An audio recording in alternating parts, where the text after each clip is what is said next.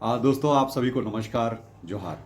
समस्त भारतवासियों और झारखंड वासियों को रामनवमी की बहुत बहुत शुभकामनाएं।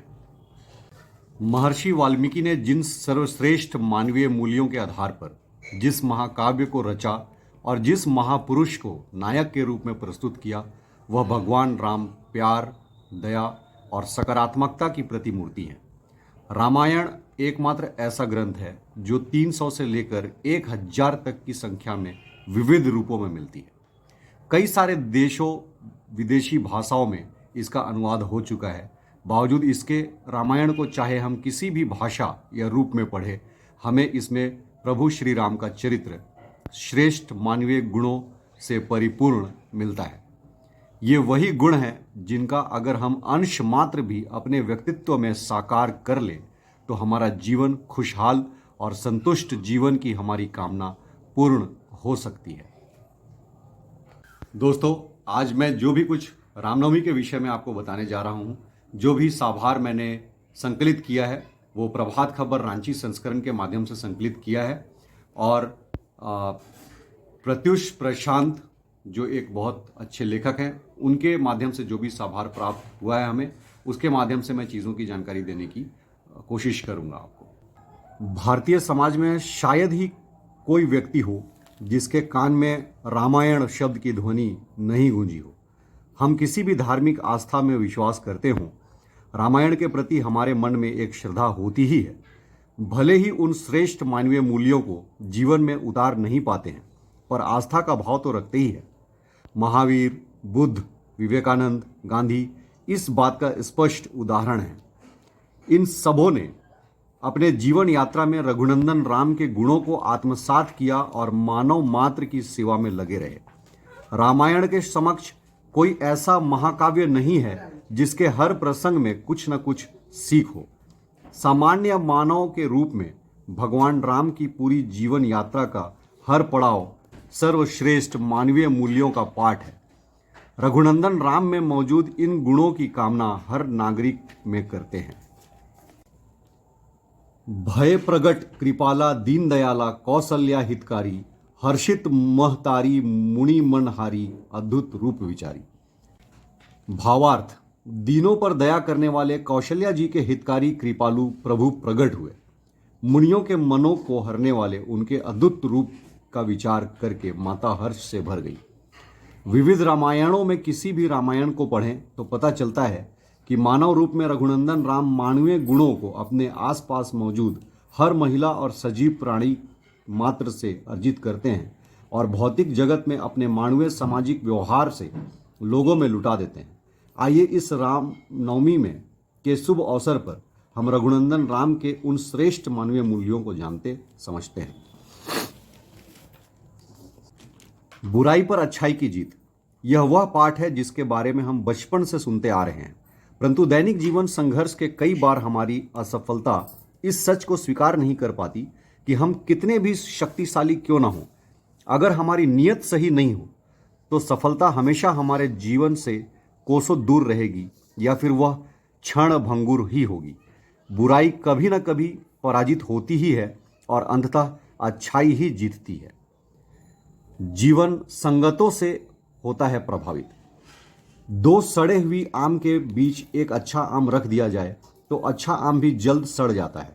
माता कैकेयी अपने बेटे भरत से अधिक राम को प्यार करती थी, पर अपनी दासी मंथरा के बहकावे में आकर उन्होंने अपने श्री राम को 14 वर्षों के लंबे वनवास का आदेश दे दिया। यह मंथरा के नकारात्मक संगत का असर ही था जो राम के प्रेम से आगे निकल गया और पुत्र प्रेम के मोह में जकड़ गया। यह सिर्फ संगत का असर ही है जिसने माता कैकेयी के बुद्धि को मंद कर दिया। इसी वजह से बड़े बुजुर्गों अपने बच्चों के संगत का बहुत अधिक ख्याल रखते हैं। रिश्ते की पूंजी से बढ़कर कोई धन नहीं। एक मां ने वनवास जाने का आदेश दिया और दूसरी मां का पुत्र बड़े भाई के साथ निकल पड़ा। जिस मां ने वनवास भेजा उसके पुत्र ने भाई के लिए गद्दी ठुकरा दी। फिर भाई के आग्रह पर राजकाज संभाला और उसके लौटने पर राज्य वापस कर दिया। देवी सीता की बहनों ने भी स्वार्थ से ऊपर उठकर रिश्तों को प्राथमिकता दी। ये तमाम प्रसंग सिखाते हैं कि पारिवारिक और सामाजिक रिश्ते हमेशा सांसारिक सुखों से ऊपर और अधिक महत्वपूर्ण है। पारिवारिक एकता का संदेश। रामायण की कहानी भारतीय समाज की तरह विविधता में एकता की सीख देती है।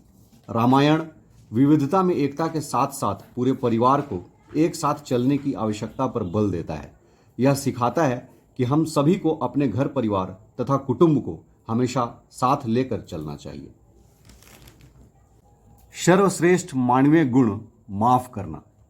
अगर रावण सीता का हरण नहीं करता तब ना ही उसके साथ युद्ध होता, ना ही रावण का अंत होता। भावावेश में आकर लक्ष्मण ने भी शूर्पणखा का अपमान किया था, जो कि कहीं से न्यायसंगत नहीं था, लेकिन एक गलती को दूसरी गलती से सही साबित नहीं किया जा सकता। रावण ने क्रोध, विश्वासघात और प्रतिशोध में न केवल अपना बल्कि अपने समूचे कुटुंब का भी विनाश कर लिया।